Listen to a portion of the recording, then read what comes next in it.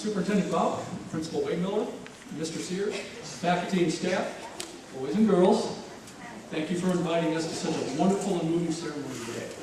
On behalf of all the veterans here, I'd like to thank you for the time, effort, and care you put into today's events. I am particularly honored that Mr. Sears asked me to speak to you all today on the eve of Veterans Day. Mr. Sears asked me to talk to you about my experiences in the military and what Veterans Day means to me. I know that Ardendale Otters are great students and great listeners, so I was going to give a very, very long speech with no pictures. But then I changed my mind because I remembered something very important about veterans.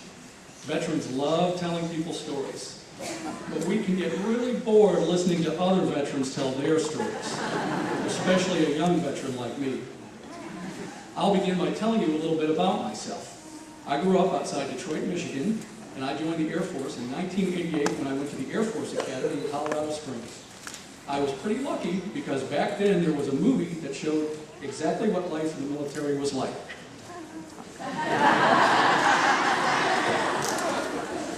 Well, it turns out I've done less singing in bars, playing volleyball, and shooting down MiGs than Tom Cruise did.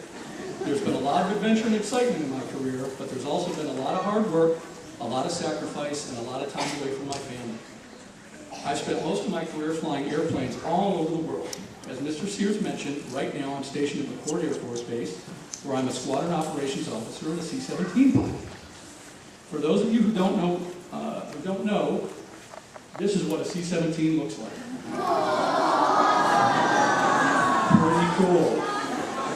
Unfortunately, I don't get to fly like that very often. Most days, instead of sitting in the cockpit, I sit in front of this. You all know what this is? Principal Wade Miller and all the moms and dads know what this is. This is called Microsoft Outlook. Part of being in the Air Force is that the longer you stay in, the more time you have to sit in front of this. Like everyone else in the military, we've lived in lots of places. Some of them have been very nice, like Gig Harbor.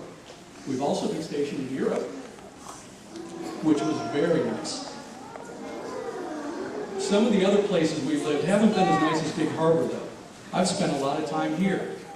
Does anyone know where this is? It's Oklahoma.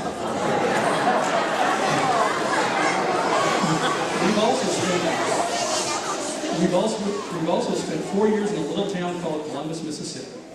Columbus is very different from Gig Harbor. You know what you get in Mississippi when you go to the store and you ask for salmon? You get this, a catfish.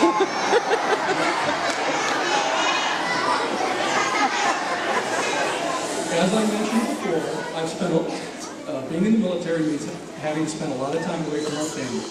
And for many of us in the audience, that means that we've spent a lot of time in the Middle East, in places like Kabul, Afghanistan, and Baghdad, Iraq. From May to October this year, I was deployed to a place called Al Udeid Air Base in a country called Qatar.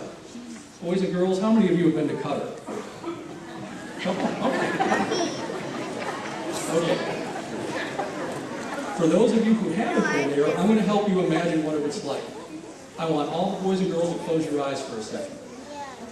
All right, I want you to imagine, picture Gig Harbor in your mind, except that everything is opposite.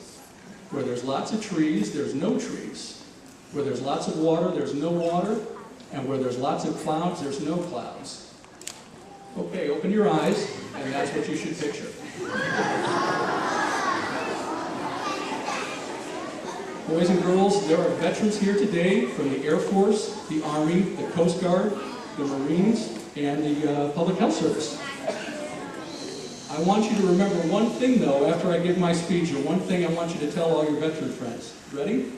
Remember this. No one has it tougher than the Air Force.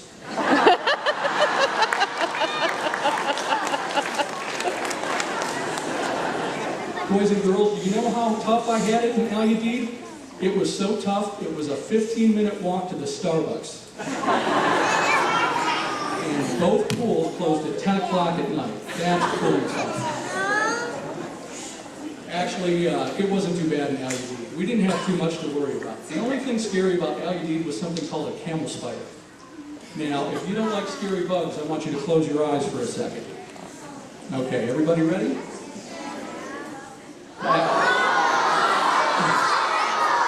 That's a parachute. Oh my goodness. Okay, everybody can open your eyes. All right, that was a big hit.